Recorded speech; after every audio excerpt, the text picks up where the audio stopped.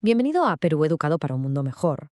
Hoy vamos a meternos de lleno en un argumento bastante polémico que intenta explicar el porqué del descontento social que vemos en Hispanoamérica. La tesis principal gira en torno a un arquetipo, a un perfil de persona, que la fuente original que analizamos llama el imbécil del siglo XXI. Vamos a ver qué hay detrás de todo esto. Para entender bien de qué va todo esto, vamos a seguir el camino que tenemos en pantalla. Empezaremos con la frase que, por así decirlo, encendió la mecha. Luego definiremos bien qué es eso del imbécil del siglo XXI. Después nos meteremos a explorar las supuestas causas y la psicología que hay detrás. Y terminaremos analizando un caso práctico que la fuente usa para denunciar lo que considera una hipocresía en el mundo del activismo. Todo este castillo de naipes, todo este argumento, se construye a partir de un momento muy concreto. Una declaración de la artista chilena Mon Laferte que, según el análisis que estamos desgranando, es la clave para entender la mentalidad que hay detrás de cierta violencia en la región. Y la frase es esta que tenemos aquí. Ojo, porque la fuente de nuestro análisis no la ve como una simple opinión. No, para el autor, esta frase es la culminación de lo que él llama un proceso de idiotización masiva y sistemática.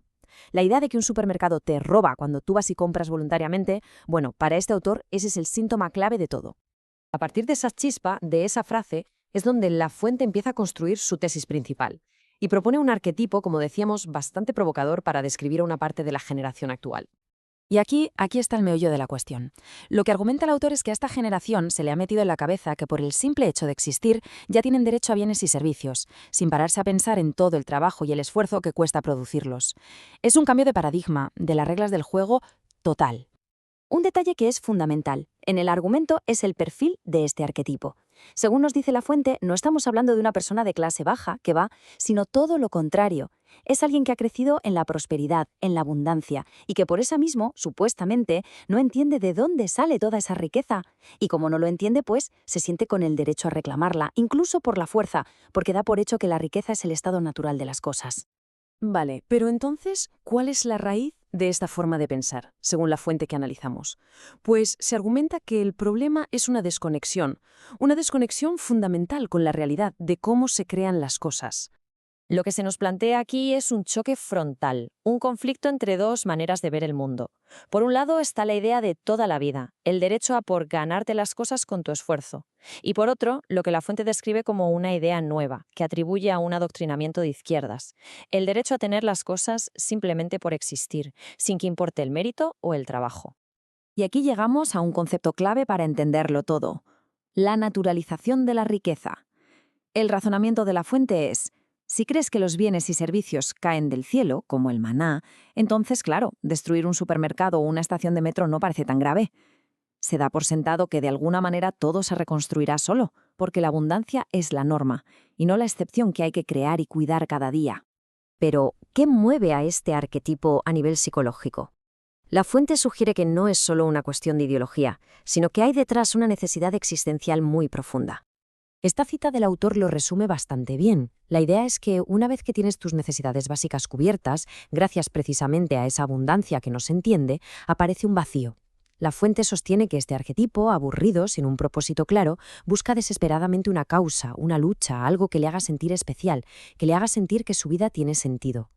El proceso que describe la fuente es casi un viaje que empieza, curiosamente, en la comodidad.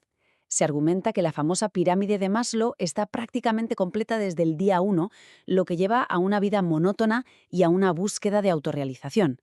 Y en ese contexto, la revolución, con esa promesa de heroísmo, de atención, de ser el protagonista, se presenta como el camino perfecto para que este arquetipo se sienta, por fin, alguien importante.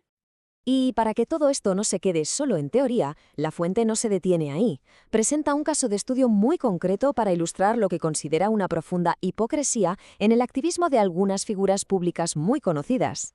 El foco se pone en el cantante puertorriqueño Residente.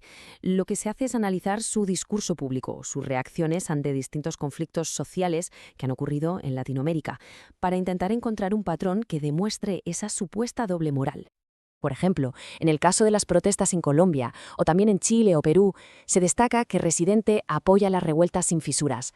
La fuente subraya que se trata de países con gobiernos democráticos, y el artista pide que intervenga la ONU y llama a la gente a la acción. En cambio, cuando las protestas estallan en Cuba, la fuente afirma que el discurso de Residente cambia de la noche a la mañana. Se le acusa de evitar palabras como tiranía o dictadura, que el autor considera que sí aplican, y de desviar la atención hacia cosas como la ineficacia del gobierno o factores externos, como el embargo de Estados Unidos. Así que, según la fuente, el patrón es muy claro. Por un lado, un apoyo entusiasta a las protestas contra gobiernos democráticos que no son de su agrado ideológico, y por otro, una postura mucho más tibia o incluso justificativa cuando las protestas son contra regímenes autoritarios de izquierda. Y con todo esto, la fuente llega a su conclusión final.